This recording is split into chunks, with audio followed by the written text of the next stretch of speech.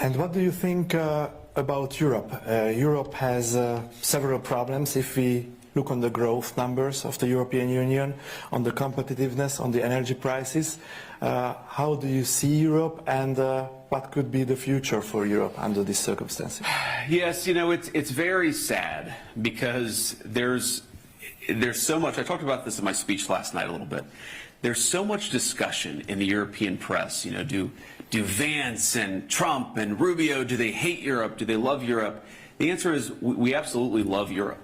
It's an important trading partner, but most importantly, again, like I said, it's an important cultural cousin of the United States of America. The ideas that founded the United States of America were first birthed on the European continent. We're very mindful of that fact. And of course, we love the people, the culture, the everything about this place. But we do have some disagreements with the political leadership. In particular, why have the Europeans, while saying, by the way, that Russia is the biggest national security threat, why have the Europeans made themselves completely dependent on unreliable sources of energy? Like, if you think that Russia, an energy superpower, is the biggest threat, you should do everything in your power to make yourselves economically and energy dominant, like President Trump has done in the United States. Our European friends have done the exact opposite. If you look at the cost of electricity in the United Kingdom, which is way underinvested in their energy resources, you know, UK families are paying 4 times, 5 times, 6 times what United States citizens are paying for electricity. Now, obviously, I care most about America's citizens. That's who I'm elected to represent.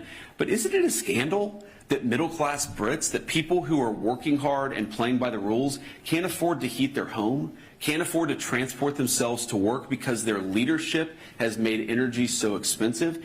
Isn't it a scandal that when normal people on the European continent try to talk about what's going on in their governments, they try to criticize their governments, they try to exercise their rights of free speech, those governments then go to American social media companies and say, you must censor the citizens of your own country because we don't want to hear them.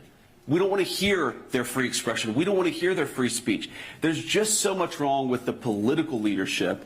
And I would particularly say the bureaucratic leadership in Brussels, right? People who aren't elected, who are not responsive to the democratic will, and I think have made the European continent less secure, less free, and less prosperous. The reason why we make criticism of European political capitals is because we want Europe to thrive, and we think they're making a lot of mistakes.